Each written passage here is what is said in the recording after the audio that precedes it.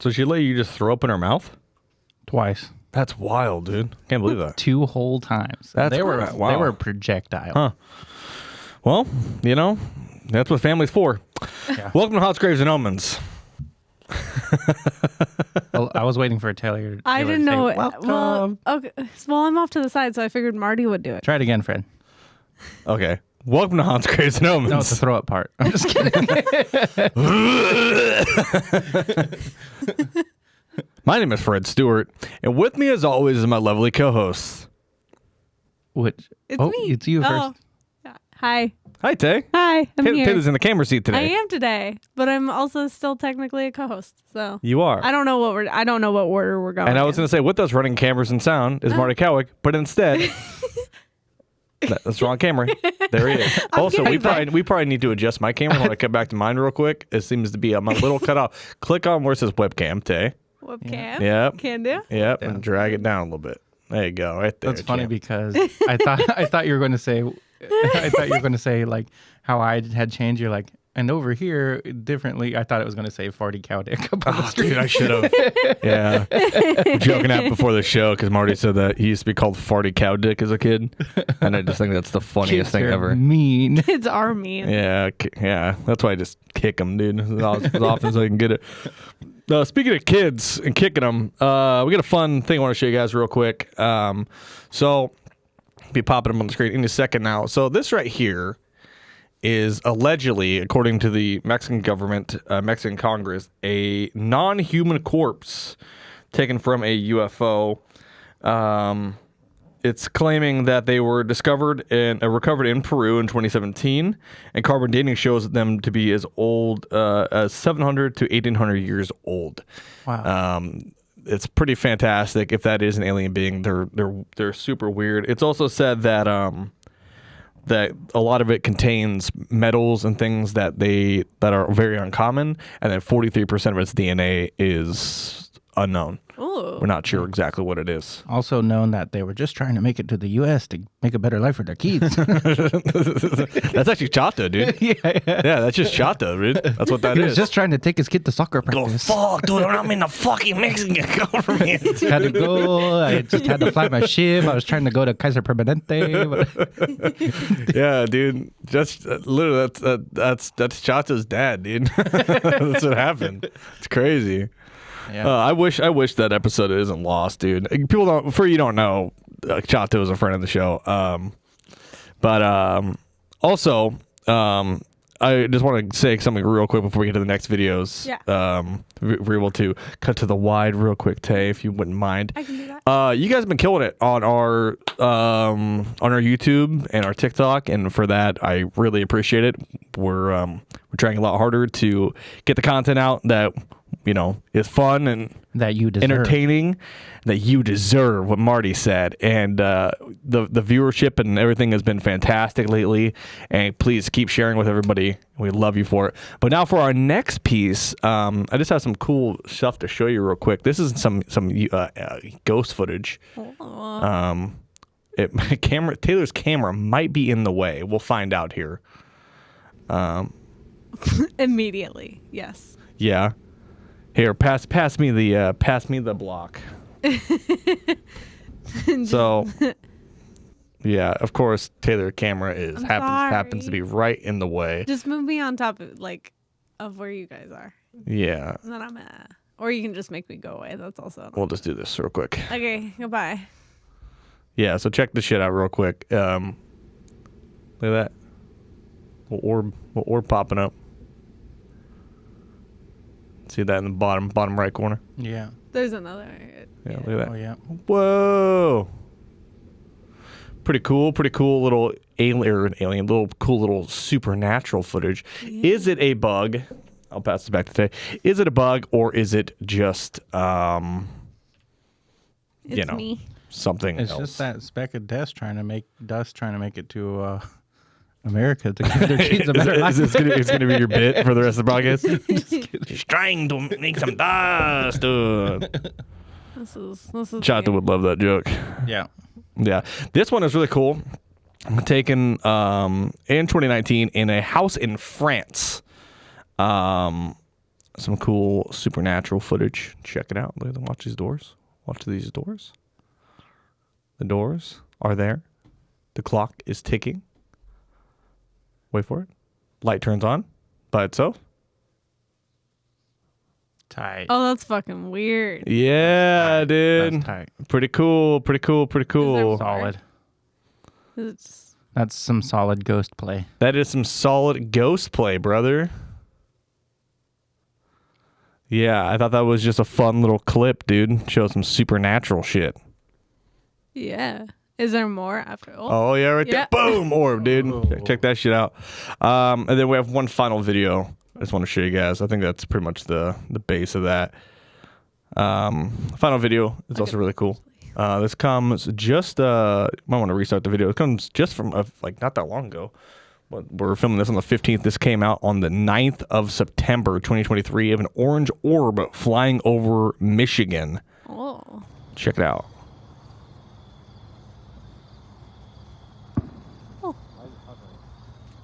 Huh? Huh? Huh? That orb's just trying to see its kids. How can I reach these kids?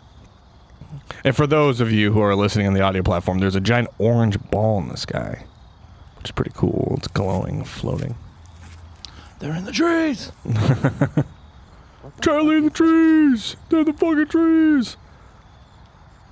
Just vibing. Yep. Just vibing, having a vibe. And yeah, I mean that's pretty much it. Just an orange light. It is kind of just neat. It is kind of just there and fun. Figured I wanted to share some of that with you guys before we got into the episode because we have a long one ahead of us. It is longer. It's probably like right around the time because I know that episode we did. What was it? The one before this? Yes. That you did your true crime.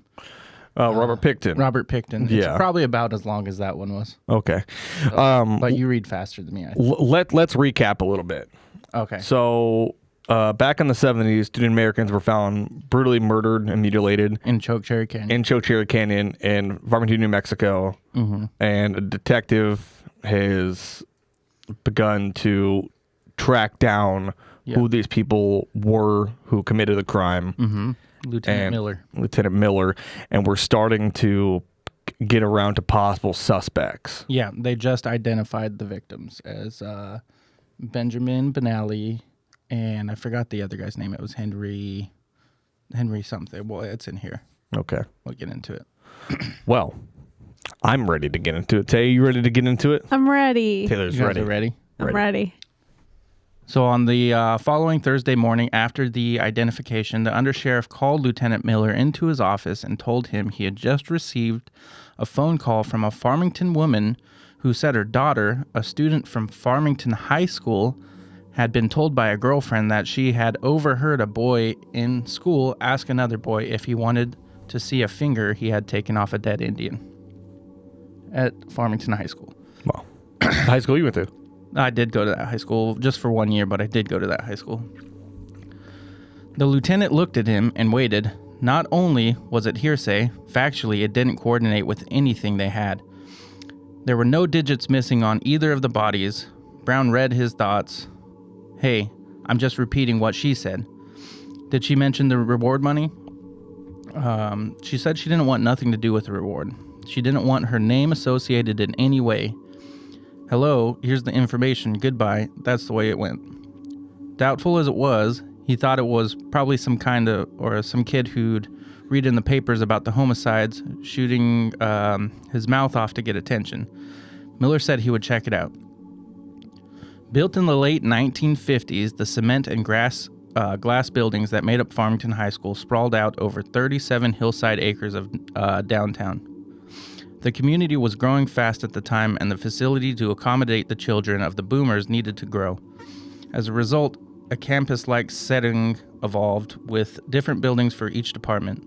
The student body numbered about 1,800, of which 25% were Hispanic, 19% Indian, 1% Black, and the rest Anglo. The school's colors were green and white. They still are to this day. Its yearbook was called Nonscad Navajo for Roundup, and its mascot was the scorpion. Lieutenant Miller was at home around the high school before going to work for the sheriff's office. He had been a juvenile probation officer for the county and a truant officer for the Farmington school system, but it had been several years since he had an occasion to pay a visit. So he was surprised when he walked into the office and the assistant principal, Barry Sigmund, and found himself received as if he were expected. Sigmund was a stocky, dark-haired man who looked more like a football coach than a dean of students. Until you knew his position to put him in charge of disciplinary matters at the high school. After shaking hands, Sigmund closed the door behind and said, "Showing up like this, you saved me a phone call. Take a seat at the desk," Sigmund gestured to the chair before he explained. "The corridors are buzzing with a disturbing rumor about the statements of one of our students is making about Indians. Some say they think he may know something about the murders. His name is Vernon Crawford." Or is his name Vernon Crawford? Miller asked. Sigmund's eyes went up. He nodded. "How did you know?" "We got a phone call. Said the same. What'd you make of it?" The assistant principal shrugged. "I don't know. Kids will say anything. I find it hard to believe. A student could be mixed up in something that heavy. But as soon as I say that, one will make a liar out of me." "What have you heard he's saying?" "Bizarre stuff. Dismemberment of Indians." The lieutenant was silent. "Can you tell me about the kid?" Showing Miller his palms, the assistant principal said, "Not much. He's a junior, neither a scholar nor an athlete, kind of a loner. As far as I know, there are no disciplinary reports. I could think of a lot more likely suspects before Vernon Crawford's name came to me." Miller thought a minute before asking, "Would there be any way in the world, keeping everything quiet and whatnot, that you could find out what kind of shoe this kid wears? And if it is a waffle stomper, what the sole looks like?" Sigmund's eyes narrowed. If a high school student was involved, or if it was a matter of clearing one of suspicion, either way, he wanted the doubt resolved. "You bet," he said without hesitation. Sammy Waldrop was the junior level creative writing teacher at Farmington High in 1974. She was 30 years old and looked younger, slender, leggy, and pretty enough to draw wolf whistles in the corridors. She was also popular with the students because she demonstrated a caring about them that went beyond their performance in the classroom. She was new in the school system, which was how she ended up teaching writing. It was a course nobody else wanted. "I had a background in English, so they gave it to me," she said. It was during the lunch hour that the assistant principal approached Sammy Waldrop and asked her to do a little detective work for him. When Barry Sigmund came up to me in the teacher's lounge and said, "I want you to find out what size shoe Vernon Crawford wears, and if he's wearing waffle stompers, and what the bottom looks like." I thought it was a strange request, but I didn't think a lot about it. I figured it would probably have something to do with an infraction in the cafeteria where there had been series of altercations. At the same time, it bothered me that all the students, Vernon Crawford was implicated in some sort of trouble. I had been worried about him all year. He was an odd boy, and I felt sorry for him. I also found him slightly frightening. For some reason, he had taken a special liking to me. He had brought me a recipe for fry bread once, and I told him it was one of my favorite foods. Another time, he gave me a yellow butterfly pinned to a plexiglass box. For no reason, just as a gift. I thought maybe he had drawn to me because, as a teacher, after class one day, his parents were never around. I tried to give each of my students individual attention. I wanted my class to be a place where everyone could freely express their innermost thoughts. I want this teacher to give me some attention, you know what I'm saying, dude? Her innermost you know, thoughts, fucking whatever, dude. Whack my pee-pee with a ruler. Wow. What? And on that note, this episode does get just as graphic, if not more graphic, than the last episode. Oh, good. Yeah. So it's gonna be even more dark. It's gonna be pretty dark. Well, let's see. Do I have? I got some ambient music playing, as you can hear. Let's see. I don't know if I ever knew something more scary. It's pretty scary. Do you have anything? Ambiance. Let's see. I got something really scary that I can play. Hold on. Yeah. This is how I don't know if I could read to this music. This is my band, the MFA, a song called "The Land of Enchantment," which is about New Mexico. Yeah. We'll keep the drone. Okay. And I would listen to what they said. You like that? Yeah. Or wrote, as the case might be, and give me their honest response. Give them my honest response. With Vernon Crawford, it was hard to do. He had a habit of doodling on scratch paper during class and handing these sketches to me afterwards as if he were turning in an assignment. Almost all were mildly pornographic renderings of Indians. The women were scantily clad and well endowed. The genitals of the man were oversized, almost worse than his short stories. There was sex and mayhem and terror in almost every story he wrote. I'll never forget one of them was about these people who lived in a mansion who committed murder and destroyed the evidence of their crime by cutting up the bodies and feeding them to their dinner guests. Vernon referred to the cuts of meat by name: Jamie Roast and Susie Steak. So a deeply, deeply disturbed child, Already showing signs of psychopathic behavior. Yeah. Yeah. He probably doesn't think that it's fucked up what he's doing. Yeah. No. He keeps turning these things to his teacher, being like, "Look what I did," Yeah. and that's terrifying. She says, "I don't know what to make of them. I think I wanted to believe that the class was offering him an outlet for his violent energies, and that drawing and writing them would be a catharsis. When I tried to discuss the issue with fellow teachers, they thought I was making a big deal out of something harmless, and even I couldn't bring myself to believe he actually enact any of the awful things he was writing." Ours was the first class after lunch, and as I watched the students in file, I saw, and I had never noticed this before, that everyone except one girl and myself wore hiking boots. I watched Vernon take his seat, and when he looked up, I smiled at him and said, "My gosh, Vernon, you certainly have big feet." With an oafish grin, he lifted one of his feet in the air and said, "Yep, I bet nobody else in class wears a size 12.5. Getting the size was that easy. Finding out that the soul looked like wasn't much more difficult. I assigned an in-class essay, and while the students wrote, I sat at the desk in front of the room with a blank pad in front of me and waited for Vernon Crawford to cross one of his legs over the other knee.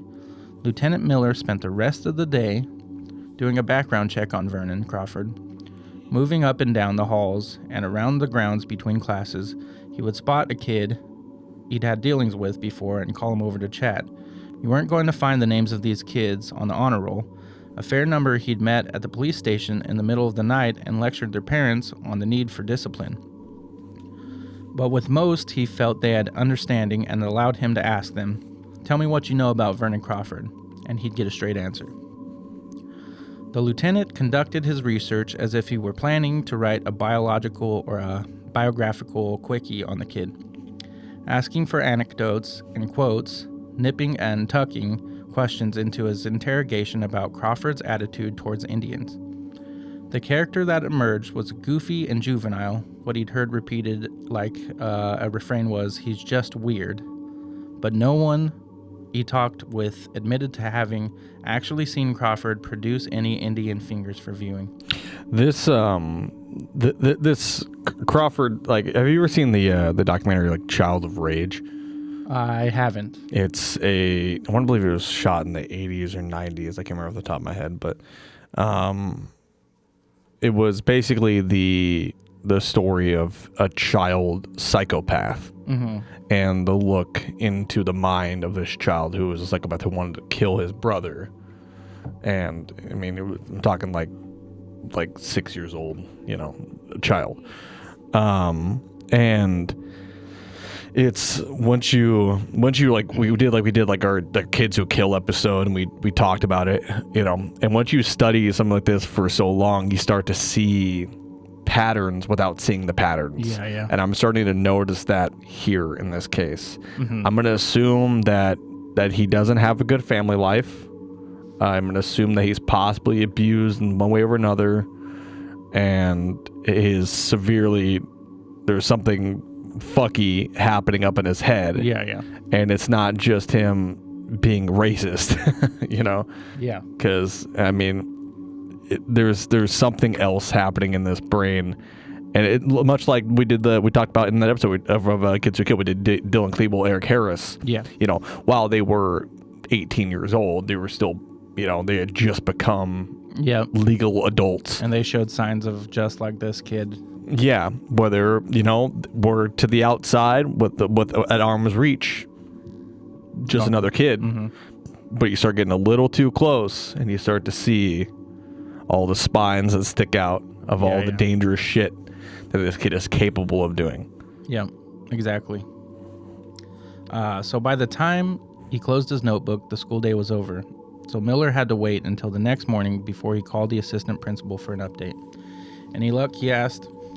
"Come on up," Barry Simon said. "I think I have what you're looking for." 15 minutes later, the assistant principal reached into his desk drawer, withdrew a sheet of white paper, and handed it across to the lieutenant. The teacher's drawings of the boot sole so perfectly matched the photos of the boot print from the crime, it could have been traced. Wow. One 4-pointed star in the heel, 6 of the same in the sole. To steady his shaking hands, Miller leaned forward, elbows on knees. He had to admit, when he asked himself what kind of mind could conceive and execute 2 agonizing deaths by torture, he had never seriously considered the possibility it was a goddamn 11th grader. That's fucking crazy. The crime had been so vile, so far beyond anything he had seen before, that even now it's still hard to believe. And yet there was no doubt in his mind that the Crawford kid was involved, and with that conviction came a connection. Could this be a message behind the heedlessness? Was the lack of circumspection that characterized the crime scene, tracks everywhere, bodies brazenly abandoned in a place where they were sure to be found, and the heedlessness of adolescence? While interviewing the classmates about Vernon Crawford, Lieutenant Miller had repeatedly asked for the names of his friends. He doesn't really have any friends, he'd been told. The guy's a loner. He pressed the question. Surely there was someone in school friendly with him. That was when the name Orrin Thacker was mentioned. Not that they hung out together, just that they had several classes in common and were sometimes seen in each other's company. Orrin Thacker, though he did not know the youth, Miller recognized the family name. The father was the co-owner of the trucking firm that delivered water to the oil fields. The mother, an upstanding lady in the community. Both belonged to the San Juan County Country Club. Again, Okay. It sounds a lot like the... All right, right there. Oh, Cool. what the hell? What the hell? ambulance noise is over. I was like, what is happening? That doesn't sound like anything. It's probably fucking sounds like somebody. But to me, it sounds like the like the what was it, Dylan Klebold's, Yeah. like mom and dad, upstanding citizens, Yeah. who are now forever. Well, I assume by this point they've passed, but were forever haunted by what is to come. Oh, yeah. So it's like, turns out just because they seem like good parents doesn't mean they didn't make a fucked up kid. Oh, yeah. Yeah, some kids just get fucked up. Yeah. Since school was already in session, rather than pull the kid out of class for questioning, Miller had decided to wait until that afternoon. From his sources, he learned that Orrin Thacker worked part-time after school pumping gas at a downtown service station. So after lunch at Vans, he drove to the station, let the manager know he needed to talk with Thacker when he showed up. then took a seat in his country car beside the undersheriff, who wouldn't have missed this occasion for the world. Around 3:30, Orrin Thacker arrived for work. He looked like a typical 16-year-old to the lieutenant, pushing 6 feet, rangy, with unkempt brown hair. Your paper boy with his voice changed. Try and say that 5 times fast. When he called the youth over and asked him to get in, the Thacker did not behave like someone who had something to hide. He seemed more concerned about getting in trouble with his boss than the law. "It's okay," Miller assured him. "I've already cleared it, and this shouldn't take long." At that time, the sheriff's office had a substation in Farmington, a room in a county building furnished with a desk, 2 chairs, a typewriter, and a telephone, and that was where they went to talk. Miller did not begin by advising the kid of his rights and coming on like the bad cop. The hand was playing presumed innocence on Thacker's part. "I understand you're buddies with Vernon Crawford," he began. Thacker nodded. Wasting no words, the lieutenant said, "Then you probably know he's in a heap of trouble." Something sparked in Thacker's eyes. "No," he mumbled. "I didn't know that." Miller said, "We hear he's been saying some pretty strange things about Indians. What can you tell us about it?" There was an overlong pause. Now the boy seemed scared. His eyes were jumpy when he answered, "I didn't hear anything." Sensing the kid was wrestling with loyalties, Miller spoke gently. "Come on, son. I think you know what I'm getting at." When the words came, they seemed to be choked out at first, but then they flowed into in a torrent that gave Miller the impression the kid was almost relieved to tell what he knew. He let him talk for only a few minutes before stopping him and leaving the room to make a phone call. When he had Tom Hines, the assistant district attorney, on the line, he told him, "Tom, I've got a boy here, and the story he's telling is getting heavy. I think you better come down." And this is a voluntary statement by Orrin Thacker on 4/26/1974. Do you want to bounce back and forth on this? You can be the questionnaire, and I can be Mr. Thacker. Okay. Orrin, do you go to school? Yes, I do. Yes, sir, I do. Where? At Farmington High School. I'm a junior. How old are you? I'm 16. Orrin, directing your attention to April 20th, 1974, which is a Saturday, did you have an opportunity to see and talk to Vernon Crawford? Yes, sir, I did. And where were you when you talked to him? I was working at the station. Where's that?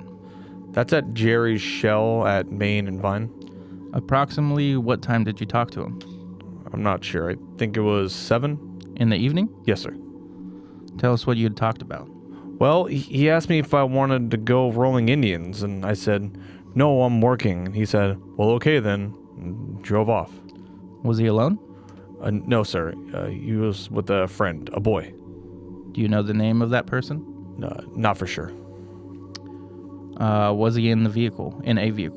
Yes, sir. He was in a light blue Galaxy. I don't know the year, but it was an old make. When was the next time you saw Mr. Crawford? Next Monday at school. At that time, did you discuss anything regarding the deaths of 2 Navajo Indians north of town? Yes, sir. All right. What caused you to discuss this matter with Mr. Crawford? Well, in 3rd period, which is history class, the teacher brought up the subject that there were 2 Indians that were dead. They had been murdered brutally, and I got to thinking that it was Vernon Crawford. Would you tell us why you discussed this with Mr. Crawford? Like I said, when the teacher told us about it, I kind of wondered if it was him, because that night he asked me if I wanted to go rolling Indians with him. So it brung up my mind that he might have done it. So at lunch, I asked him. During lunch, we go to the Tijuana Taco, and on the way down there and back, I asked him about it. Tell us how the conversation came up.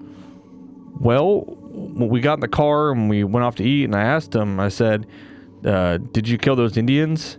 And he didn't give me an answer. All he said was, "Don't talk about it." And then I started asking, kind of pushing him, and he told me that they took him out in the hills and they pushed him off the cliffs and burned him, like hot plastic and so on. Did he tell you who was with him? Yes, sir. I recall he said Peter Burke. Are he and Peter Burke friends? Yes, sir, they are. Orrin, what did he specifically say about the incident? Well, I started out asking him, where they killed him at, and he said that they killed him out in Chokecherry. And then I asked him where they picked him up at, and he said they picked him up near the Esquire bar. They were walking down the sidewalk, and he got out and asked them to get in.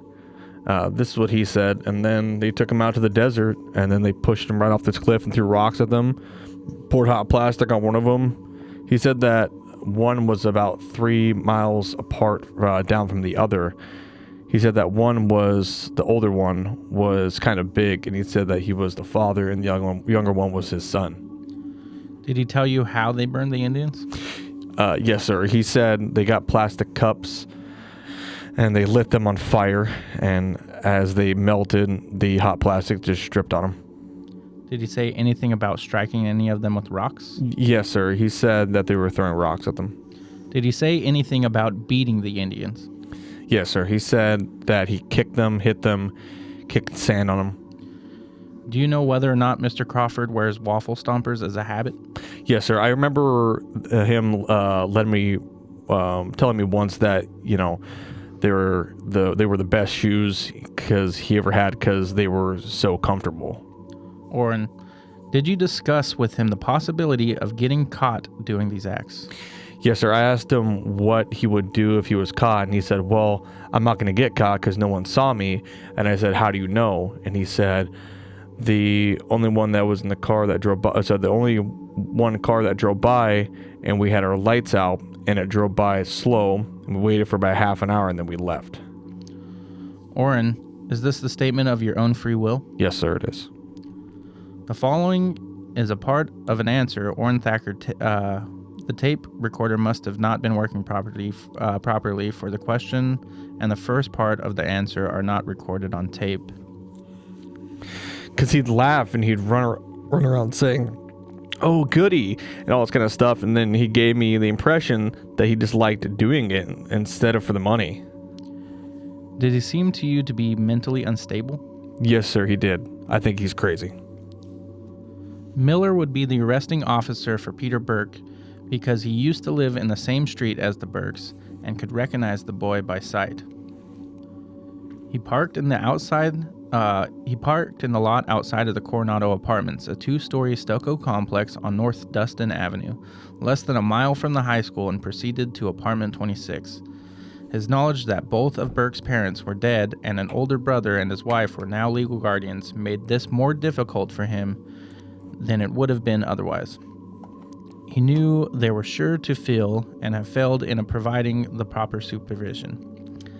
He countered the statement by rendering himself that, as strange as it was to be arresting a boy he'd known since the boy was a toddler, it didn't begin to compare to the way those Indian men had been treated.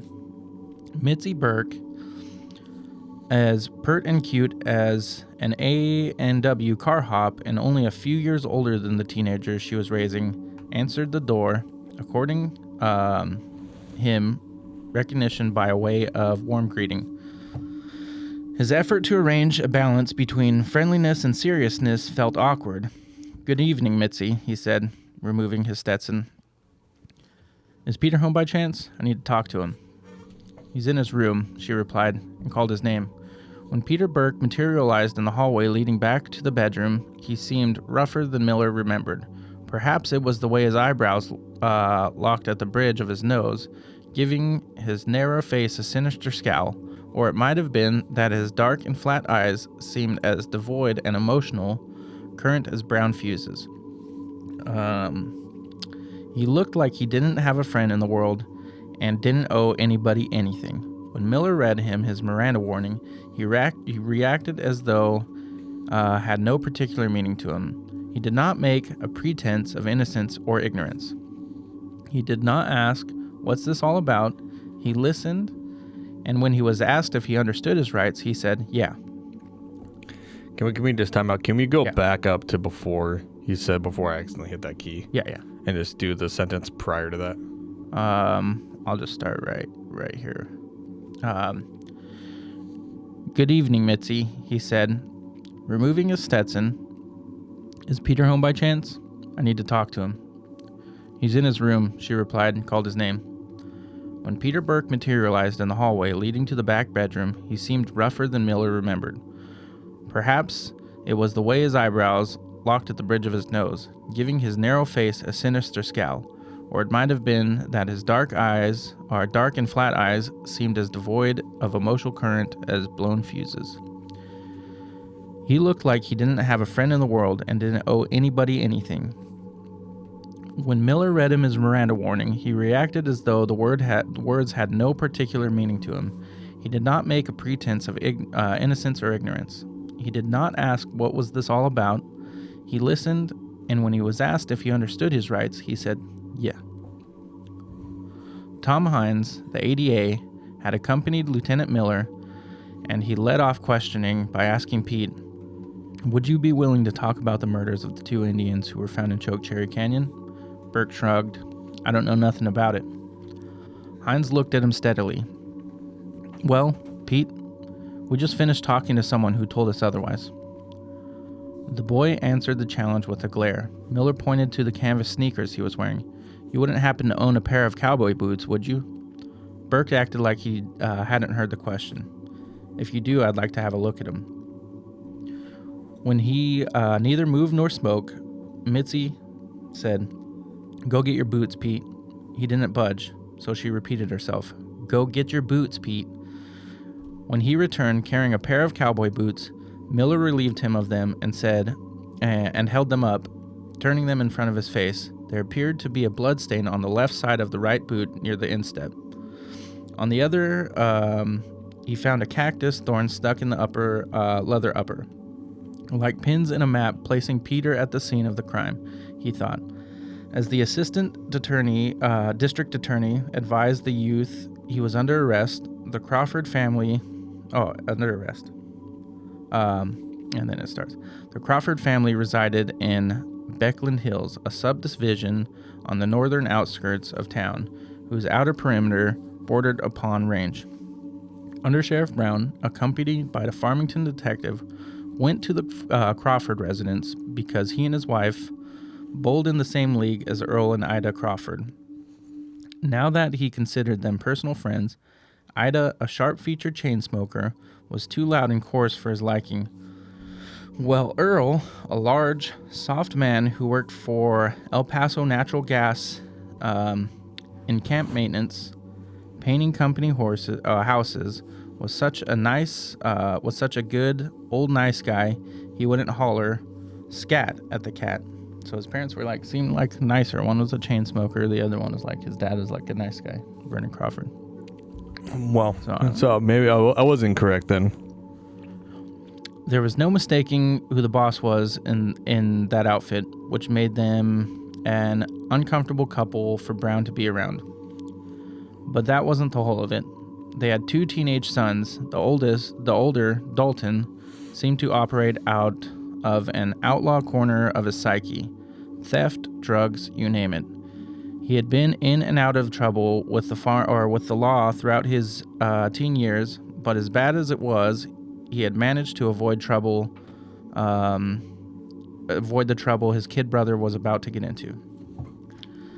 Ida answered the undersheriff's knock, drying her hands on a dish towel and wearing the smell of supper cooking on the stove like strong perfume. She flashed him a smile.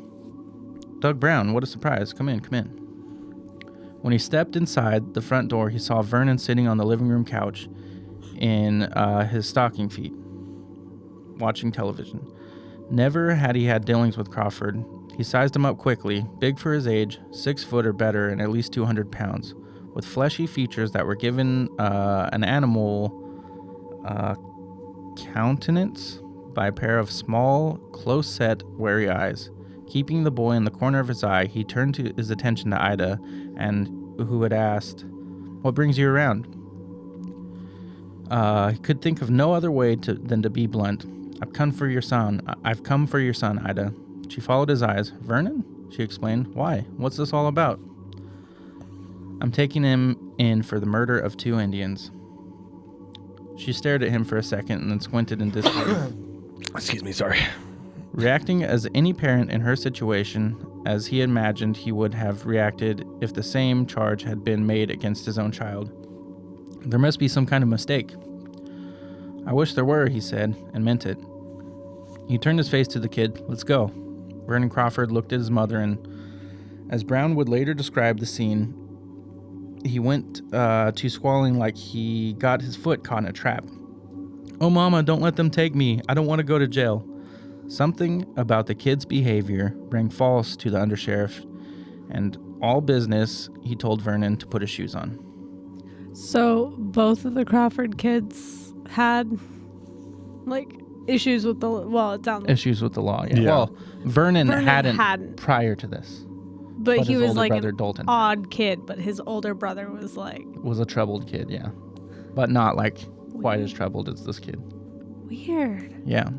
Like with the way that they described the parents and everything, but both of them. Yeah. Yeah. I mean, we only get a quick glimpse at the parents, so I mean, Yeah. we don't really know how they were.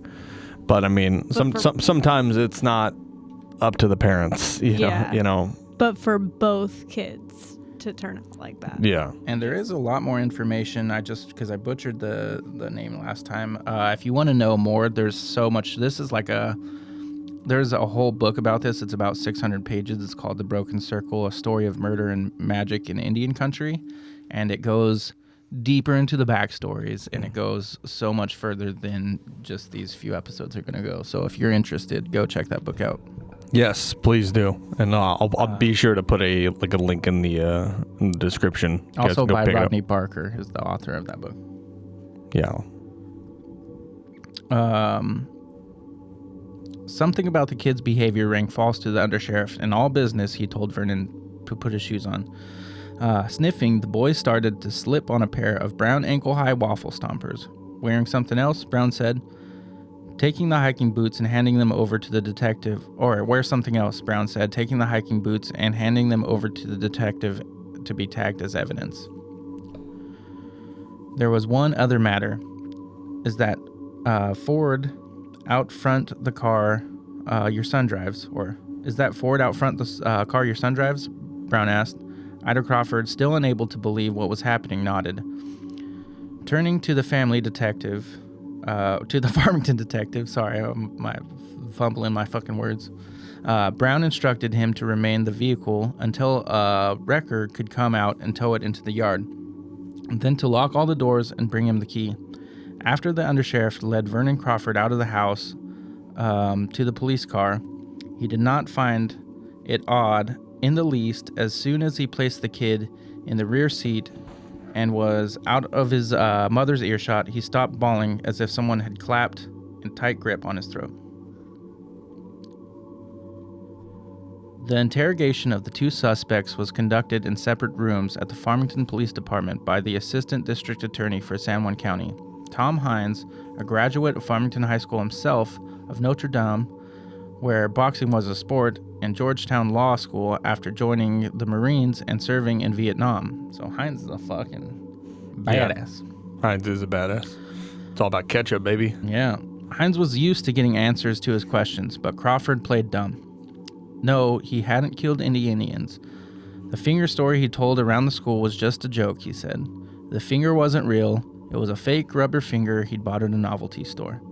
The kind you wore on Halloween that looked as if it had been smashed with a hammer and turned gangrenous. Burke also denied everything. Pete, we know you did it, Hines would say, to which the kids would shake his head. I don't know what you're talking about.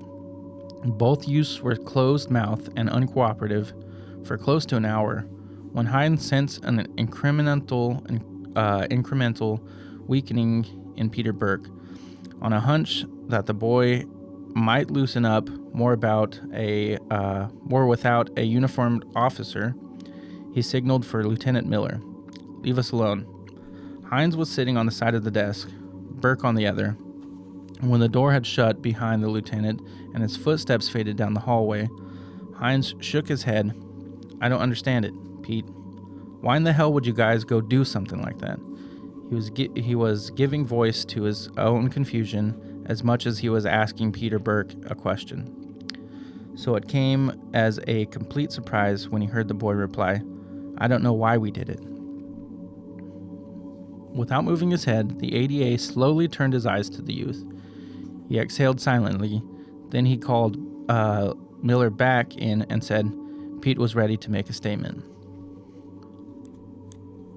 Burke was asked if he wanted to use the restroom first or have something to drink or make a phone call, but he shook his head to each. He did not accept one of Miller's Salem cigarettes, or he did accept one of Miller's Salem cigarettes, however, and then in his own words he began to tell him what had happened Saturday night. The room, as it turned out, was not equipped with a tape recorder, and neither of the investigators wanted to interrupt the mood long enough for one to be set up, so notes were taken on the yellow legal pad. They would read, 8:30, Saturday, 4/20/74. Vernon Crawford, Peter Burke. Rear of Esquire, talked to subjects. Offered ride, drove to Chokecherry Canyon. Fat one, Dad, in parentheses, fell asleep. Put him in trunk. Carried smaller one out, son, ? Told him, party on other side of the hill. Vernon pushed off mountain. Search subject, burned. Both Peter and Vernon burned. We set match to clothing and lit it. Question. Did the little one run when set on fire? Yes, he kept falling down. He said he would take a couple steps, then fall. No screaming. Hit with rocks. Badly bleeding. This is more of them listing it. Yeah. Vernon melted plastic cup in little one's mouth. No gasoline. No personal effects. They did not have wallets, money, or anything. Peter took silver ring off the little one. Went back for big one. Vernon knew where to go. Told big one friend uphill. Walked uphill. Pushed big one off. Burned big one. Took clothing off before fire. What clothing? All his clothes. Set on fire. Used brush, wood. Then put the fire on big one. It was sticks.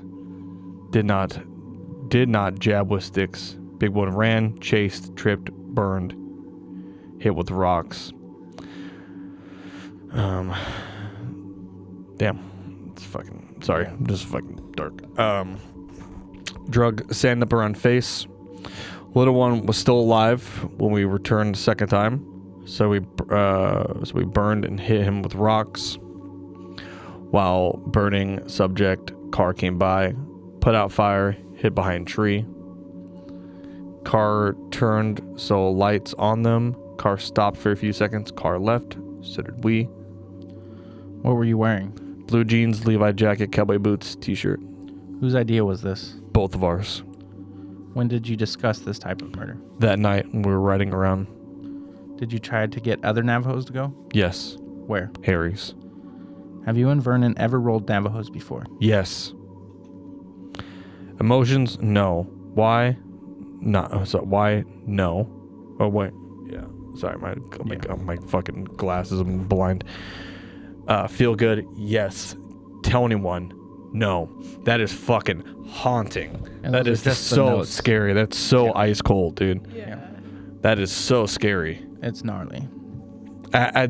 Just like, because obviously this is Jim just answering the questions, you know, with the legal paper, but like that last little bit right there, where he's like, it's like, did it feel good? He's like, yes. It's Yeah. Like, oh, that's fucking made my fucking blood run cold, dude. Yeah. That's fucking terrifying. No, that's absolutely terrifying. And they try to pick up more people before that, before they got get those more people to those, go. Yeah. those two gentlemen. So they keep mentioning Indian rolling in here, and I just want to touch on that subject. So Indian rolling, back in the, 70s or so, was a thing that high schoolers did, and it was, it's pretty fucked up because it was like a really racist part of time when people didn't like white people didn't.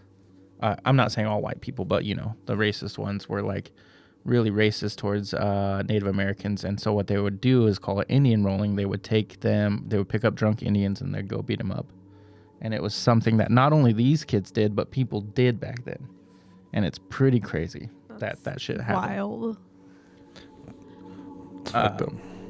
When Peter Burke... Oh, sorry, what were you going to I was say? going to say, is there any way we can pause for a second so I can go to the bathroom? Yeah. Yeah. Cool. And we are back after a short little break in this episode, and we are ready to get back into it.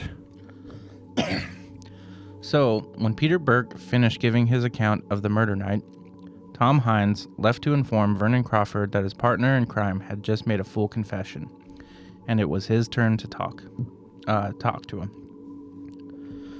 When the news was released that 2 teenage boys had been arrested in connection with the mutilation slayings of 2 Navajo men, the town as a whole was horrified. Not since the assassination of John F. Kennedy had so many people who had no personal connection to either victim or subject felt so personally touched by a murder case.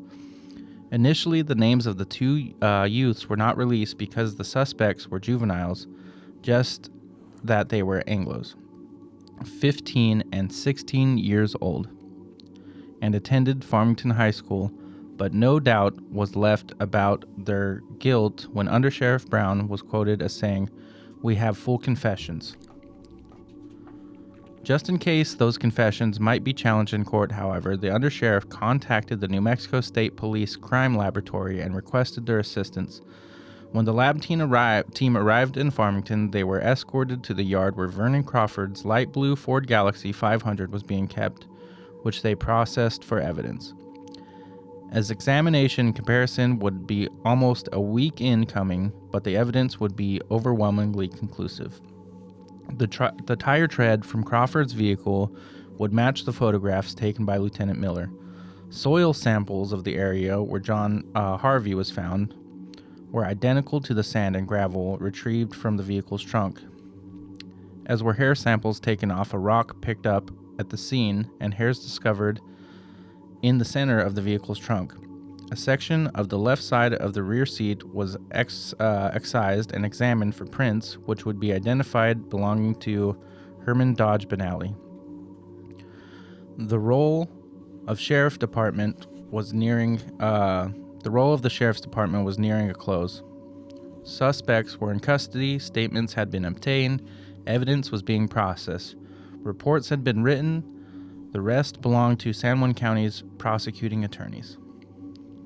And then, within hours after Lieutenant Miller had typed, the case is considered clearing pending court action at the bottom of the offense report.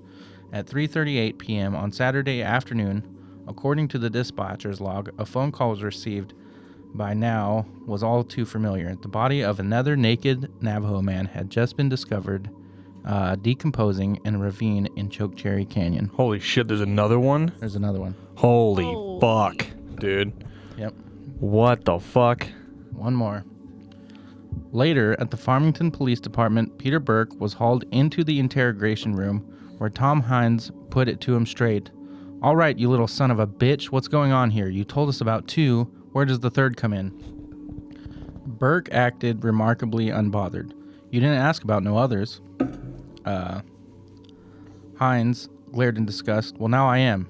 Burke spoke with carelessness and insolence. We did him a couple of weeks back." "We," meaning you and Crawford? Burke thought for a minute, then said, There was another on that one." Hines squinted. "I don't get your meaning." "Wasn't just me and Crawford." Reacting with some astonishment, Haynes asked, "There was a 3rd kid with you?" Burke nodded in the affirmative. "Who?" "Orrin Thacker." Holy Oh, fuck. shit. Yep. Jesus. That little motherfucker. Yeah. You That's- read it right on him, yeah. Yeah. Fucking was. You guys forgot about Orrin, huh? Well, because when I they mean, started like- talking about another one, I was like, it's got to be Orrin Thacker. There's no fucking way it's not him. Yeah. You know, because it seems like it's something they've done before.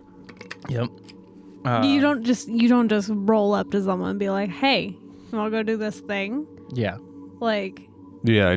it's a Well, I mean, like what Marty said, like the Indian rolling was a common thing that they did, Yeah. a fucked up Right. thing, but a common thing. But like at the same time though, like just rolling up to a random kid that rolling up to a random kid that you like kind of talk to, but as far as anyone knows, you're not like friends with, right? And just being like, you want to go,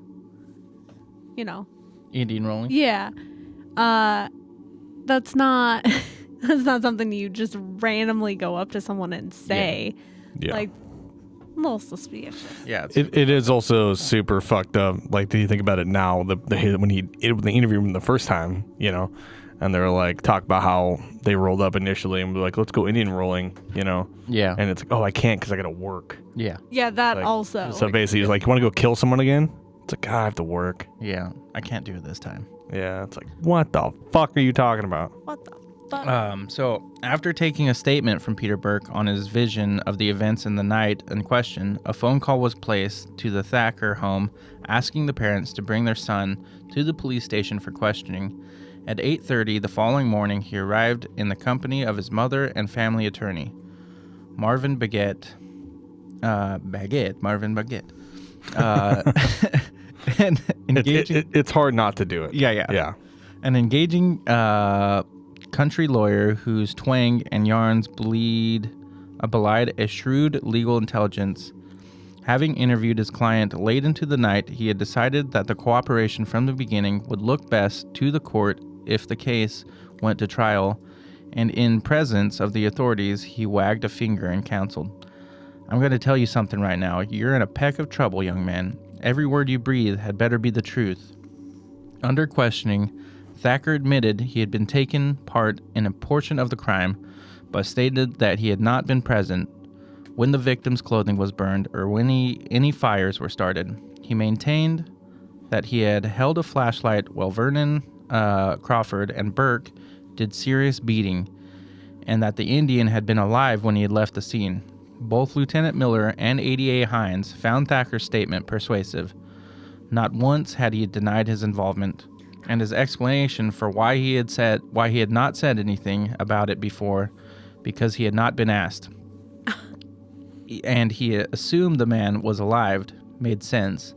After a brief conference, they asked him if he would be willing to submit a polygraph test. Peering across the room to his attorney, who inclined his head, he said, "Yes, sir." And here's an interview with Orrin Thacker.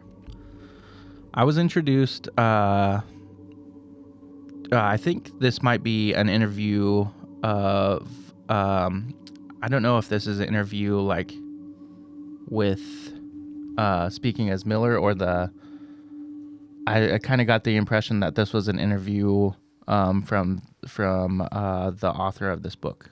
Okay. So I was introduced to Orrin Thacker at the courthouse in Aztec, New Mexico at about 10:30 on April 30th, 74. So I think it was the sheriff. Present were Sheriff Officers Brown and Miller and Thacker's attorney, Marvin Baguette. I advised Thacker on his rights under the Miranda ruling in the presence of the above-named people. Then I interviewed Thacker alone. Thacker stated that his birth date is August 18th, 1957, and that he lives with his parents, Boyd and Joyce Thacker, at 3599 Sunset Avenue, Farmington, New Mexico. Furthermore, he said he is a junior attending high school and is employed at Jerry's Shell Station at Main and Vine in Farmington, New Mexico. When asked, he admitted that one Saturday night, about the first week in April, he was working at the station when Vernon Crawford came to the station in his car. That was around 9 p.m. There was another boy in the car that he said he did not recognize at the time. He quoted Crawford saying, "Oh boy, we've got an Indian in the trunk." The two waited, and this gets graphic just as a warning. Okay. The two waited in the car until Thacker got off work at about 9:30. And when he got into the car, he recognized the second boy as Peter Burke. He said he asked Crawford, "Where did you get the Indian?" He told, and was told, "In back of the Esquire." After leaving the station, Crawford drove downtown around the A&W root beer and then drove down by the railroad tracks before suggesting, let's take the Indian out to the hills. Both Thacker and Burke agreed that sounded like a good idea. Crawford said he knew a place near his house where they could go, and it was on the drive that he said, I think we will kill him. According to Thacker, his response was, if you're going to kill him, you'd better take me home because I don't want any part of it. Crawford's reply was, okay then, I guess we won't kill him. Crawford had some marijuana and Thacker rolled one cigarette and all three boys smoked it. He stated that one cigarette was all they smoked that night. At one point on the drive, Thacker said he told Crawford, drive so you'll shake him up, and Crawford swerved from one side of the street to the other. He said they drove about 15 miles and stopped on a hill. Crawford opened the trunk and Thacker pointed a flashlight at the Indian, who was way up by the spare tire. He said they all laughed when they saw the Indian in the back of the trunk. He said that next they helped get the Indian out of the trunk and stood him up in the back of the car. Crawford searched his pockets and came up with 2 books of matches. He thinks from the Holiday Inn. He doesn't say who, he just says, we decided to undress the Indian, and he helped Crawford take the Indian's clothes off. He said Crawford ripped the underwear off after he was undressed. The Indian got up and started wandering around, and Thacker said, look, a streaker, and they all started laughing again. Crawford then pushed the Indian down and said, let's burn his hair. Crawford had a lighter. The Indian was lying on his left side, and Crawford started burning his hair on the other side. Crawford then said, why don't we burn the hair on his dick? And they set fire to the Indian's pubic hair. All the boys were laughing. On the way out to the scene, Crawford had mentioned that Peter Burke had some firecrackers that they could throw at the Indian. After Crawford burned the Indian's pubic hair, he got out the firecrackers. Let's put one in his butt, Crawford said, and put the firecracker between his cheeks. When it went off, the Indian started groaning. Crawford said to the Indian, shut up, nobody can hear you out here. All the boys started kicking him in the side, but Thacker said, I didn't kick him as hard as I could have. That's fucked up. That's so fucked. Crawford said, look at his butt, it's bleeding. And the Indian had blood on his fingers from his butt. Crawford then lit a firecracker and put it on the Indian's stomach, but it just fizzed. Crawford suggested, let's put one in his nose. And he put one in his right nostril, but the Indian brushed it out and it fell on the ground and went off. Thacker said, I said, let's tie him to a tree, and Peter Burke took the laces off the Indian's boots as Thacker and Crawford dragged the Indian to the top of the hill where they pushed him off and pushed him down the hill with their feet. Crawford jumped on the Indian's butt with both feet, and Thacker said he thought that was stupid. Peter brought Crawford the laces, and Thacker thinks Crawford tied the Indian's feet. Peter got a stick about a foot long with a knot on the end and hit the Indian on the head several times. The Indian started groaning again. Thacker doesn't know for sure if he was tied, but thinks his feet were tied and his hands were not tied. Crawford burned the Indian's hair again, and then all the boys kicked him again. Repeatedly, Thacker said, I didn't kick him as hard as I could have. All the boys then hit the Indian with small branches, and they pulled from a tree because Crawford told him that it would make the Indian itch. I asked Thacker if they had built a fire. His response was, not that I remember. He then said that he was sure they never built a fire and that they did not burn the Indians' clothes. Thacker said he walked up the hill then with the flashlight still in his hand, and he had shined it back down on Pete and Crawford. He states that the Indian was still by the tree and that the Indian was breathing when he left. Crawford then took him home and arrived home before midnight. He said that he turned on the TV and he got something to eat before he went to bed. And that was that night. Like it was just a fucking normal life for him to go out and beat a dude to death. Yeah. Fucking wild. Oh, man, that's Like, haunting. pretty gnarly. That's terrifying. Yeah. On the following Monday, Thacker said that he saw Crawford at school and asked him if he had gone back out there, and Crawford replied, "I went out there the next morning, and the Indian finally rounded up all his clothes and had them on. He had built a fire to keep warm, and when he saw me, he ran off holding his side." When the results of Orrin Thacker's polygraph test were turned over to the investigators, they came with the examiner's own conclusion. Apparently, Thacker had reacted to a number of relevant questions, particularly when asked about the burning of the Indians' clothes, meaning, "It's my opinion that Thacker did not give the whole truth about his involvement in the incident."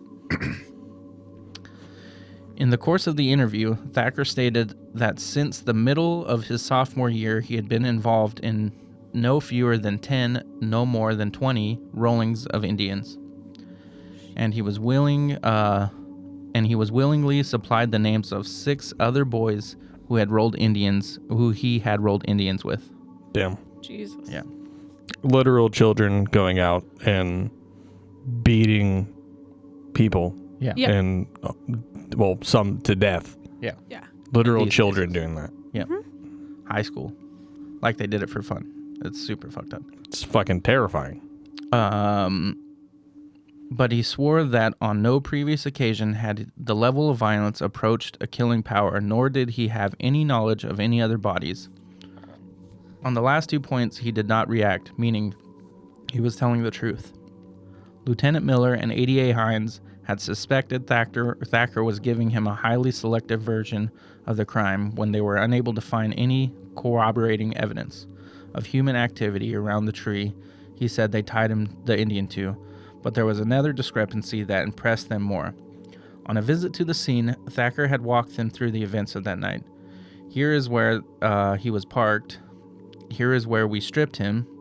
Here is where we rolled him down the hill. Here is where he was lying when we left him." "Are you sure?" he was asked regarding the last statement. "I'm positive," he replied. The 2 lawmen had exchanged glances. The distance between here and where the body had been found was a good 200 feet. Since Crawford was the one with the means of transportation, and since he had admitted to Thacker he had gone back out to the scene, both Miller and Hines considered it likely possibility that Crawford returned the next day to finish personally what the 3 had started. They brought Crawford into the interrogation room. When he denied returning to the scene, sweated him. "If you didn't do it, then tell us how the body got over there," Hines demanded to know, raising his voice. "How did it happen? How the hell did it happen?" Crawford wasn't talking, but the pressure was getting to him. There were times when he shook so badly they thought he might be having a seizure. When it looked as though pushing him any harder might send him over the mental edge, Hines seethed.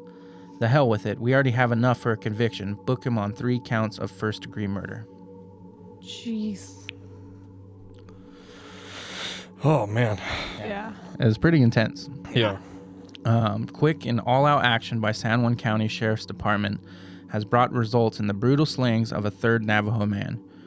Read the news reports published the day after the discovery, but it would be another 5 days before the victim would be identified, and coming up with his name would be more of a matter of luck than forensic professionalism on the part of the Sheriff's Department. Fingerprints were not rolled at the scene because of the condition of the victim's body. The natural process of decomposition, in concert with 2 weeks of exposure to the New Mexico sun, left the remains in such an advanced state of decay that it was doubtful a clear set of prints could be obtained. What was left of the victim had been removed to a mortuary where it was hoped that the Navajo family with a missing member would come forward with a matching description. For 3 days, Navajo families had streamed through the mortuary, making inquiries, but no jewelry or tattoos adorned the body. The damage to the facial area left it so far from any resemblance to its original state that a positive ID from viewing the remains was not even considered, and no one came in with a relatively similar physical description of a missing person. Faced with another potentially embarrassing situation, Sheriff Sullivan sent a deputy back to the mortuary with the instructions, "Get me a set of prints." When the deputy showed up at the mortuary, he told the funeral director he had come to work on the cadaver. He slammed into a wall of resistance. "Have you ever smelled decomposed humans, deputy?" he was asked. The deputy just looked at his questionnaire. "There is absolutely nothing in this world worse. It is unique unto itself. It not only leaves a lasting impression on the mind, once it gets into a carpet, the drapes, you've got an odor problem for life. There is no way to mask the odor, and the most powerful product in the industry only works to a slight degree. Do you understand what I'm saying?" The deputy had asked for permission, not a lecture, and he was about to say as much when the funeral director told him in no uncertain terms, if you want to do something to this individual, you are welcome to take him anywhere you like, as long as it is out of this building and this premises." When the deputy called Sheriff Sullivan to report on the conversation, he found his bosses unsympathetic. "I don't care what you have to do, goddammit," the sheriff growled. "Get me a set of prints." An hour later, accompanied by a volunteer member of the sheriff's posse, the deputy pulled up to the ramp at the rear of the mortuary in a borrowed panel van. Moving with haste and stealth, the two men retrieved a slim metal casket sealed with a rubber gasket. It was designed especially for decomposed remains, and it could fit inside a standard-sized coffin, which they threw into the back like freight and did not require delicate handling. They headed for the hills north of town, not far from where the body had been found in the first place. At a remote spot, they were shielded by trees, yet had a view for miles in all directions, so they would not be surprised by unwelcome visitors. They parked.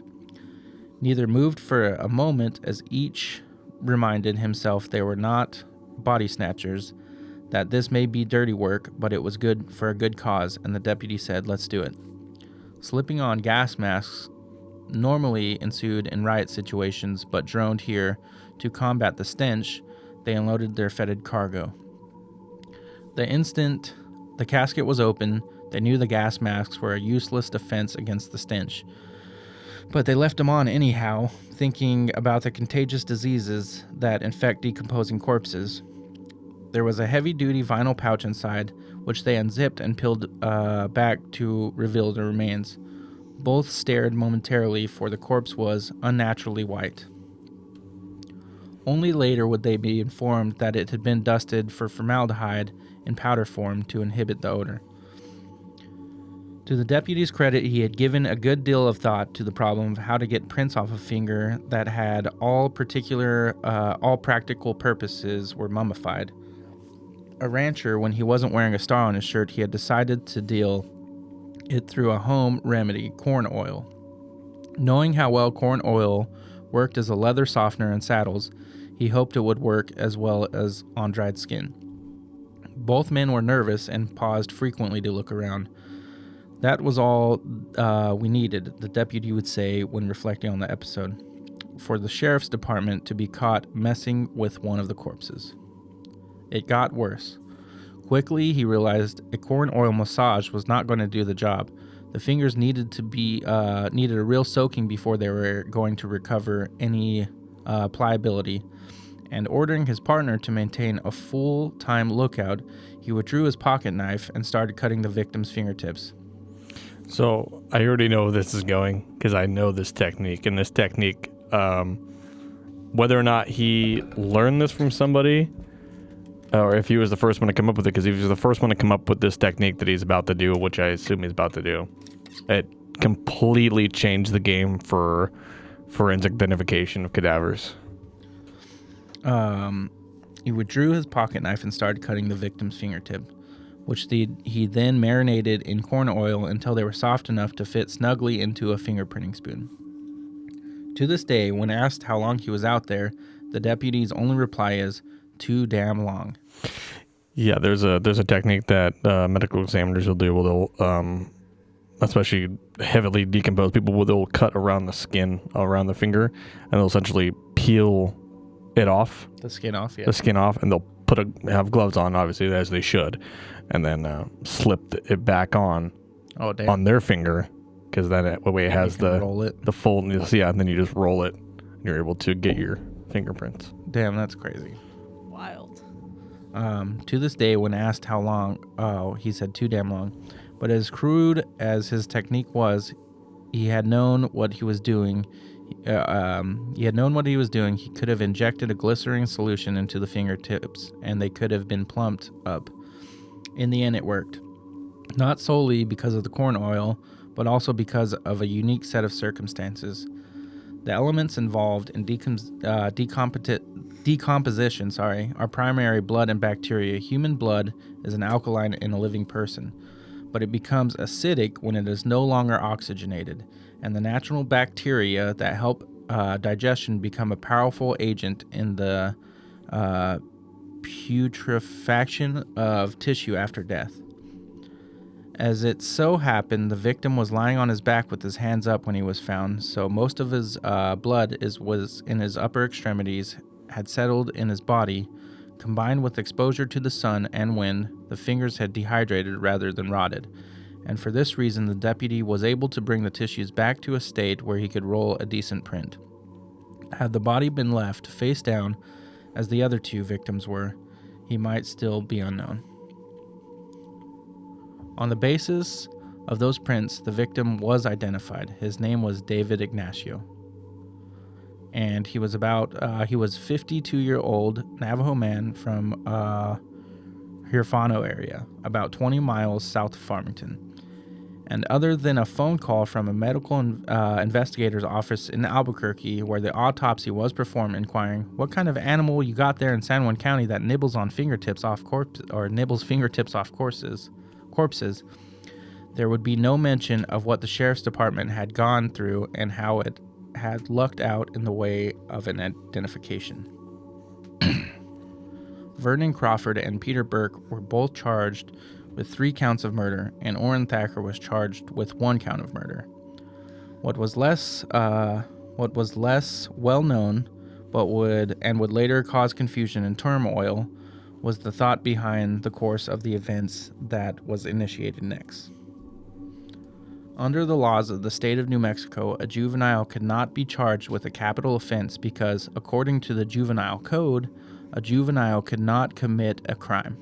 He could only commit an act of delinquency, unless he was transferred from children's court into an adult court. The significance of the blind over process, as it was called, lay in severity of sentencing. If a juvenile was tried and convicted in juvenile court system for murder, the maximum penalty he could receive was 2 years. What the fuck? 2 years? Mm-hmm. Confinement in the New Mexico Boys' School, a conviction in adult court for the same offense, on the other hand, could mean life imprisonment in the state penitentiary. In order for a youth's juvenile status to be amended, 2 requirements had to be met. He had to be at least 16 years of age, and prosecutors had to successfully argue that the juvenile was not amendable to treatment or rehabilitation within the existing juvenile facilities and programs. It was the policy of the state to try and rehabilitate juveniles who commit vicious crimes rather than punish them. What the fuck are you talking about? That's insanity. Yeah. Super fucked up. These fucking kids murdered 3 goddamn people. Not just murdered, tortured and viciously. Yeah. Tortured and kidnapped, tortured, viciously murdered 3 fucking people. They laughed about it. Yeah. And the max they can get is 2 years. Yeah. So the decision not to try the 3 youths as adults for their crimes angered more than the Indian community. The leniency of the sentence caused an uproar in White Farmington as well. A sheriff's deputy summed up public reaction best: "I don't go along, and the next old boy don't go along with a 15, 16-year-old kid who knows right from wrong and does something like this, getting off with 2 years at Springer. I mean, it's just not right. I don't care whether the people they killed were white, Navajo, black, whatever. On a deal like this, that a kid ought to be held responsible for his actions. They're big enough to kill somebody. They're big enough to pay for the penalty." Goddamn right. Fuck yeah. When it was all over, the judgment rendered, all 3 youths sentenced to the New Mexico Boys' School at Springer until they were 18. after which they could be detained on a year-by-year basis until they were 21 at the discretion of Springer authorities. There was the public fallout to deal with. So they didn't even try. Like, they didn't even argue to try them as adults. They just said, oh, I guess we won't. I think they kind of did a little bit, but there was not really much they can do because they believed that they qualified for rehabilitation. These are literal, like, I mean, the one who was just tried with the one count, he's a murderer. Yeah. The other two are serial killers. Mm-hmm. Because I think, I mean, it's three different killings. Yeah. You know. With a pattern. I mean, they have a modus operandi. They have the intent. They were planning to go out there and go kill. It's because there was even premeditated, because not quite fully premeditated. Oh no, that's definitely. I mean, yeah. Because if you think back to the interview with Orrin Thacker, he said, we should kill him, and Orrin said, well, I don't want to kill him. I don't want to be a part of that. Take me home. So they were planning on killing him. Yeah. So the premeditation's there, of just that's fucking mind-boggling, dude. It's like we talked about on one of the last episodes. It's like they didn't care who it was, but the premeditation was there. Yeah. Yeah, it was there. Man, dude, it's fucking insane to me. Send them to the gallows. Yeah. The moment they're 18, you go, imagine dying on your birthday, you fucking scumbag, and you hang all three of them at the same goddamn time. Yeah. What fucking person in New Mexico, government looks at this case, looks at the brutality of these murders that 3 children committed, and goes, you know what? We'll slap on the wrist. Yeah. And then we'll let them back out when they turn 18. When they're bigger and stronger, when they can go out and go do so much worse. This case forever changed the New Mexico justice system too. Yeah, I would imagine. Yeah. I'm sure we're about to get to that. Oh, yeah. Within an hour after Judge Zinn announced his decision in closed court, the proper papers were signed and the 3 youths were hustled through his chambers to a county car parked behind the courthouse. Deputy Bruce Brimhall and Deputy Chuck McGee rode shotgun. This was not their first trip to the New Mexico Boys School in Springer to deliver juveniles, but never before had they been concerned about an ambush by a lynch mob bent on stringing up their prisoners. Fuck, man. They remained tense until they had motored past the uniformed officers positioned like sentries at the end of the alley, driven down by shady back streets of Aztec, and turned finally onto the Bloomfield Highway. Only then were they confident the ruse had worked out, that the boys had successfully ferreted out of town before the Indians were aware of the decision and did something drastic like surround the courthouse. Handcuffed and squeezed together in the back seat, Crawford, Burke, and Thacker seemed oblivious to the threat. To the amazement of the deputies, Crawford and Thacker even managed to find the predicament amusing, talking and snickering like it was all a big joke. Brimhall, who had been the first officer to arrive on the scene of the first body who had been found, and McGee, who had responded on the call of the third body, exchanged wry glances. Neither man was happy with the court decision. Maybe the law had been compiled with, but considered the brutality of the crimes and the sadistic manner in which these 3 had gone about them, they did not think Springer was enough of a sentence. That definitely not enough of a sentence. You know what would have been the best sentence? They're all handcuffed and they're shackled, and they don't know where they're going. Just drive them right in the heart of fucking Navajo territory. Took them to Chokecherry Canyon. Dude, just take them out straight in Navajo territory, dude. Yeah. Just drop them out and go, here you go, right here. And let them torture them. Yep, see you later. And then you just leave and then be like, I don't know what happened. They escaped. Yeah. Yeah, then they're going to get fucking Even with this, too, because at one point during the drive, when you heard the conversation in the back particularly turn nasty, I heard one of them say, them squaws were more fun because they fought harder and we could screw them in between. That's what they were talking about in the back seat. What the fuck, dude? Fucking disgusting.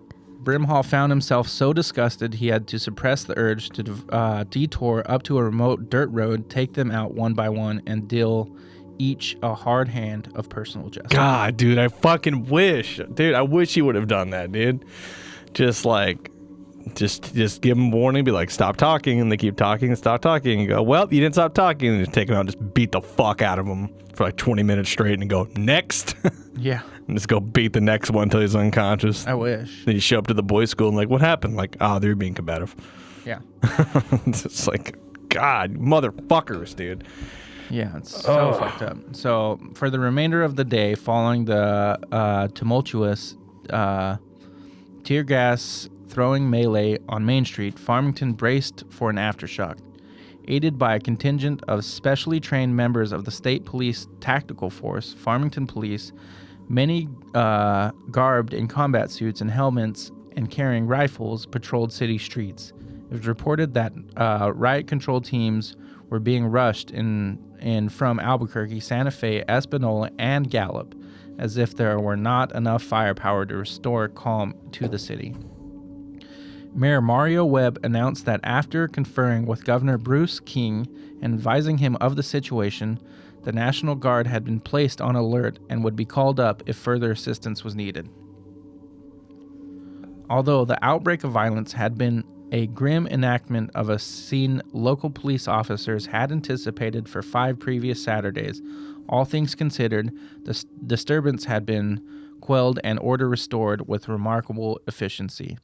The only inquiry requiring hospitalization was a brain concussion suffered by a Farmington police officer struck by a car driven by Wilbert Sosey's sister. The major damage to downtown was smashed plate glass windows at the Indian Room and Navajo Arts and Crafts business. And up on the screen right now, I have some photos of the people marching in downtown. There was a photo I was trying to find that I couldn't find prior to this, where there was a guy where the Farmington police was launching tear gas. Oh, yeah. And he came up and he fucking picked it up and he threw that shit back. Yeah. Which is badass. Yeah. Super badass. Super badass.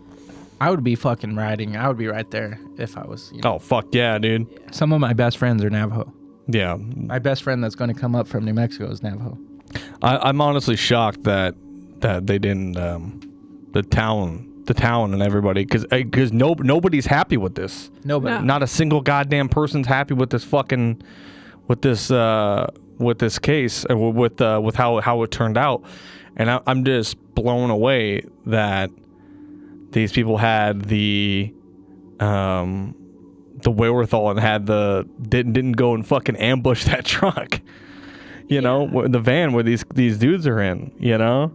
True mob justice, dude. We talked about it. I don't think we done a Richard Ramirez episode. I don't think we have. No. But I've talked about how when Richard Ramirez was caught, people spotted who he was, and they chased his ass down through the fucking streets of like San Francisco or like you know, somewhere. Might have been LA. It was something like that. It was I think it was within the valley, maybe somewhere, but like Southern California. But they chased his ass down and they beat the fuck out of him until they almost killed him. They almost killed him, and they had to get the riot police out there to go recover him because he was gonna die. Yeah. And I'm just shocked that didn't happen with this. Yeah. You know, really. It's like it was just the way the police department handled everything. Is like. They didn't give people a chance to do that. Yeah, well, yeah, but in this situation, I can't even be mad at the police. Oh, you can't. They were just following orders. Because not even that. The police did their job. They found the killers. Mm-hmm. They found who the victims were. They discovered the motive. They did everything that was Because it'd be the DA. I shouldn't say we trash. Not even the DA. It's just fucking New Mexico state law at that time. Yeah. And it's we sometimes on the show we talk shit about small town cops and they're like bumbling fucking idiots. Yeah. But in this case, they're fucking legends. Yeah. Absolute legends, and they're able because like even the the 2 cops who found these victims are like nothing in this world nothing more than to just pull over and deal some fucking justice on these kids. Yeah. They wanted to do it too, but they know they couldn't. And it's just New Mexico at this time. It's like, what the fuck are you talking? You know, it's like, what do you mean? Like, I mean, I feel like part of it could be blamed on the DA, possibly for not like fighting hard enough to be like, try these people as try these kids as adults because they're fucking. 2 of them were 16 and 1 of them were 15. So The 15-year-old would not Peter have been Burke able to. wouldn't have been. It would have been Thacker and Crawford Yeah. were the only 2 What- that could have been tried as adults. Which Well, is They should have been anyways. Like, Yeah. you know, like it's not. These kids were like serial killers and got away with 2 years of boys' reform school. Yeah. that's not. insanity to me. Yeah. Insanity. It doesn't make any fucking sense. I mean, the people who were in charge of the government around this time are probably now at this point long dead. Yeah. 50 fucking years ago, 51 years ago. But like, I'm surprised this did. I mean, obviously, it was said later on this changes New Mexico state law, but they couldn't have been like, we're changing the shit now. You know, like we're gonna file an immediate motion, or just say fuck it, and we're gonna try these kids as adults, man. I don't give a fuck, you know. I don't have how it changed the state law in this and like all that stuff. You know, like I said, go back to the book. It has so much more info, and if you want to research it yourself. There's a lot that ensued because like there was a whole Navajo rights movement, not really rights, but Navajo movement after this of like, you know, because they were fucking pissed, rightfully so. And this went on for a long time and people were still Indian rolling up until 2006 was the last case of Indian rolling. That's fucking insanity. Yeah. Christ. Insanity. Yeah. It's fucking crazy. So after all this, there were whispers of witchcraft, as many believed that Navajo people had put curses on the boys. Nobody in the area seemed to know exactly what happened to them. There were stories going around like one had been crushed by a trash compactor after falling asleep in a dumpster, one had died in a mysterious car crash. There were even stories one had been struck by lightning, which would have been awesome. Yeah. There isn't a lot of information as to the whereabouts of Orrin Thacker and Peter Burke. Orrin Thacker eventually moved to Tulsa, Oklahoma, after he had felt he had been exiled from his hometown. No shit. No shit. He got married and worked renovating apartment complexes. Peter Burke became depressed and was suicidal for a time, and when last spoke to on record, he was described as someone who exists marginally in this world as someone who had lost his soul. The final question Peter Burke was asked on record was, how did he want his epitaph to read? His answer was, life sucks, but it's better than jail. Oh, fuck you, dude. Yeah. Let's go piss on these guys' graves. Literally upon himself. Toward the end of his second year at Springer, Cody Vernon Crawford was released. He spent several months at the home of Scows in Raton, helping Doc in the clinic and the missus around the yard and garden. And in time for the beginning of the next semester, he moved to Texas to begin classes at Lubbock Christian College. Over the course of the fall semester of his sophomore year, Cody Crawford's mental state seemed to deteriorate, in large part due to an obsession with the notion Indians were out to get him. He told fellow students he was afraid to travel alone, and whenever he drove anywhere, he carried a club under the front seat of his Volkswagen. If they try to take me, he promised Amy McCulloch, I'm going to take a bunch of them with me. Most thought his fears were his own making, but they were also beginning to see Cody as self-involved, creepy, and prime for therapy. Adding religious dimension to his life had not cured him of any nasty ways. While he was capable of quoting scripture in class from memory, on more than one occasion he had repulsed classmates by telling dead baby jokes at parties. And it wasn't fun to be around someone whose morbidly included frequent references to his own death. He would say things to the effect that he knew it was coming, things like, "What's it matter? I don't have a lot of time left anyway." He even sent his parents an anniversary card that read more like a farewell note, thanking them for all they had done, asking them not to worry because better things were in store for him. The timing of the letter was cruel was as cruel as it was precedent. By the time his parents received it, he was lying comatose in a hospital. A classmate by the name of Robert Isbell was along when it happened. Cody was one of those guys that, well, kind of like an alcoholic, he doesn't want to help himself. You can't help him. I'd try. I could tell you stories you wouldn't believe. How many times I said, come on, let's do this or let's do that. And everybody around him would be so positive and lively and wanting to do things because there's a lot of negative people at LCC. It's a fun place to be because there's not a lot of negative people at LCC. It's a fun place to be. There were more girls than boys there. A lot of them overprotected girls from West Texas Church of Christ homes. Very, very pretty, friendly, and innocent. To tell you the truth, it was like heaven. If you didn't feel like doing anything else, you could just sit around and talk to girls. But Cody got depressed real easy, and I don't know why. He had a lot of people going out of their way to be friends with him, take him under their wing, especially when he'd go into a slump. He was a kind of a yo-yo type guy. Like if he was a salesman, you'd have to pump him up every day just to get him through his shift. You understand what I'm saying? Maybe it was because he didn't have a girlfriend, or his grades were bad, or he thought he was no good. I don't know what was on his mind. I wouldn't see him for a couple of days, and then I'd go down to his room. What are you doing? I'm just laying here. I ain't doing nothing. It was like he was a zombie or something. I mean, he was communicating with society as far as the dorm went, but he just wouldn't have enough energy to put clothes on or go to class. He'd lounge around in a t-shirt and his gym trunks. And when he was depressed, all he talked about was dying. You or me, we might say, oh, I'm bummed out.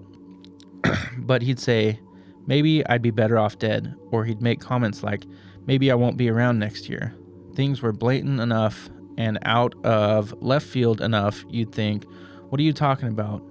You're going to die? When you're 20 years of age, you don't think about dying. Most kids that age think they're bulletproof. Nothing's ever going to kill me. Listen, I'm a big advocate for mental health, and, if you're feeling like you're going to harm yourself, reach out, talk to people, get some therapy, do what you have to do. But with this guy, hurry the fuck up already. Yeah. I have no sympathy for you, you fucking literal serial killer. Piece of shit. Woe is me. Life is hard. It's because you killed 3 people, you fucking psychopath. Brutally murdered 3 people. I honest to God, the best way for you to go back and visit your hometown is probably in a fucking box. Yeah. So the night that it had happened, he hadn't been out of the dorm for 5 days. He'd been to class in 5 days, or hadn't been to class in 5 days. He had just been sitting in his room. He'd buy food from the vending machine, and he'd sleep a whole lot, and he'd watch TV. He'd just be sitting around lethargically in a depressed state. So I said to him, come on, let's go jogging, get you out of this. We had jogged together before earlier in the year when I got him to running to lose some weight, but he had to quit. Okay, he finally said. I was wearing a white finish shirt, red trunks, white shoes and socks, and Cody had on blue shirt, blue shorts, blue socks, blue sneakers.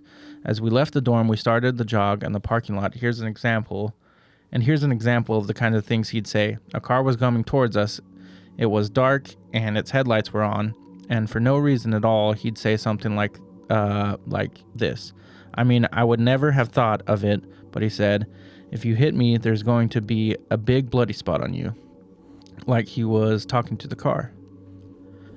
That's just not something that would come out of a normal person's mouth. What in thunder? I thought. Where are you coming from? We were going to jog around the campus, and we were jogging down the shoulder of a residential street that ran along the eastern side of LCC, where there was nothing but a cotton field on one side and houses on the other. And whenever we heard a car come up behind us, we would move over in the gutter and jog on the sidewalk. But in this one particular area, there wasn't a sidewalk, and there were no streetlights. So when I heard a car coming, I moved to the gutter, and I'm running along, and all of a sudden I hear this ponk, big thud. I could see the picture of him right now. I could see Cody lit by the headlights as he flies through the air. It's in my head. I can't get it out. There he goes. When he hit the ground, it wasn't like he just sprawled. I mean, he did nosedive and grind himself in the pavement.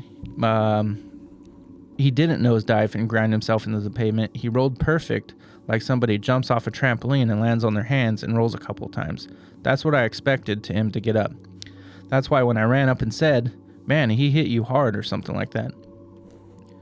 If it didn't register nothing. I could see blood coming out of his nose and mouth. I said, "Man, are you okay?" Still nothing. Holy cow, I thought. And I started thinking, don't move him, don't do anything, just wait till the ambulance comes.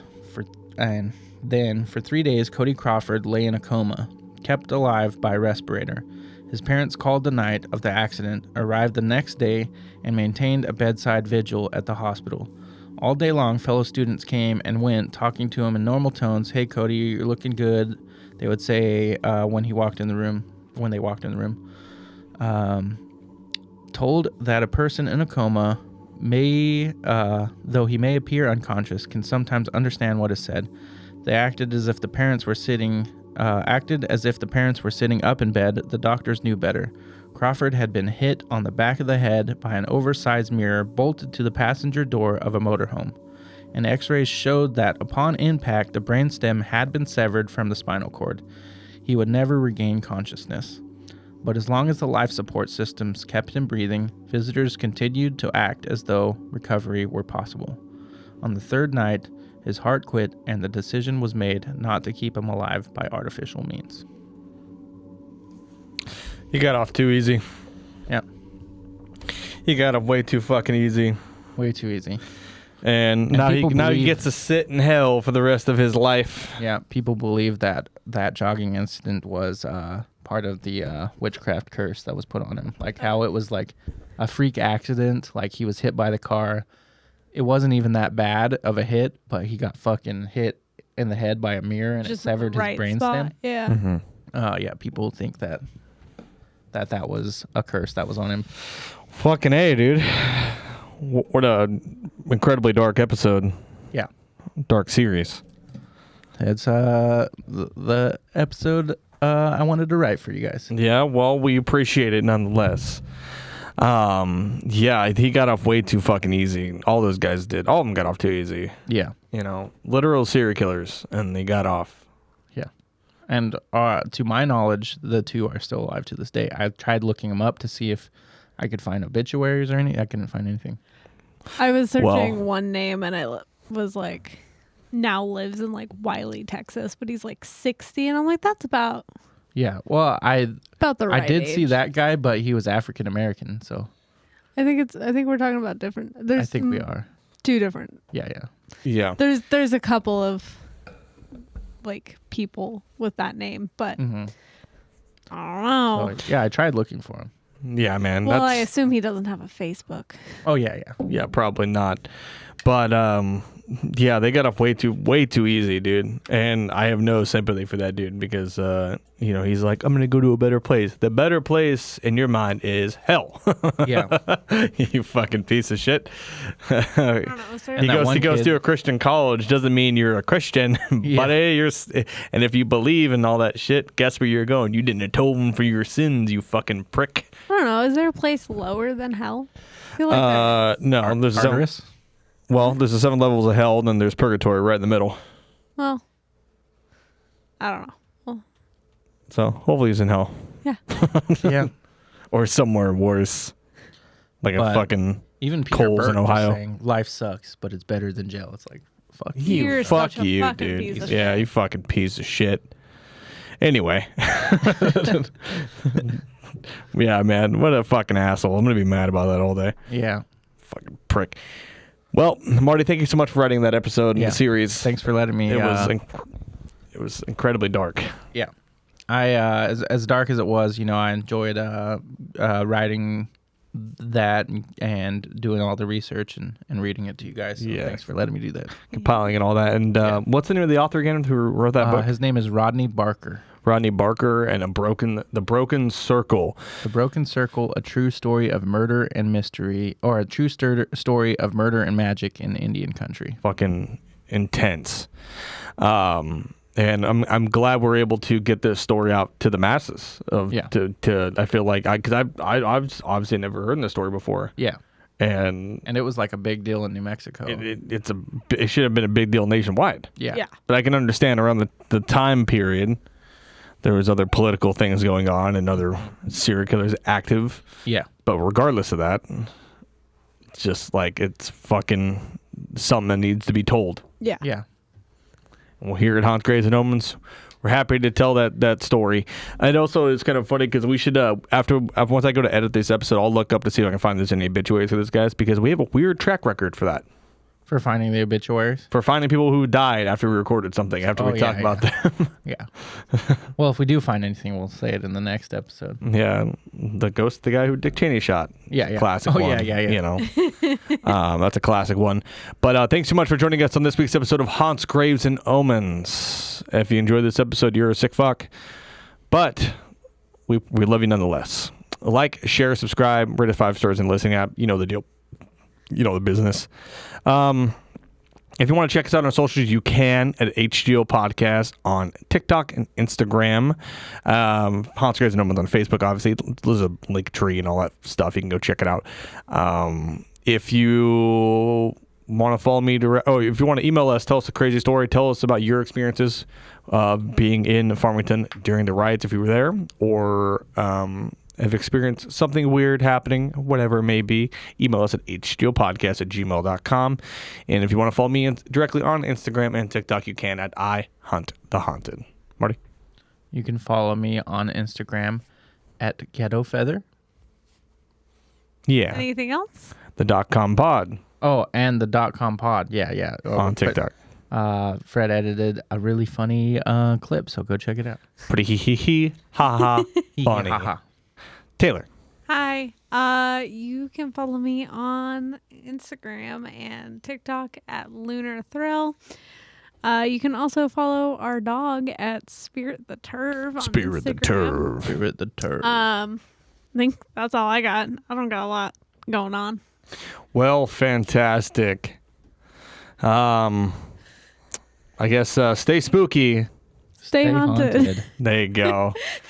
And stay weird, my dear friends. We'll see you next week.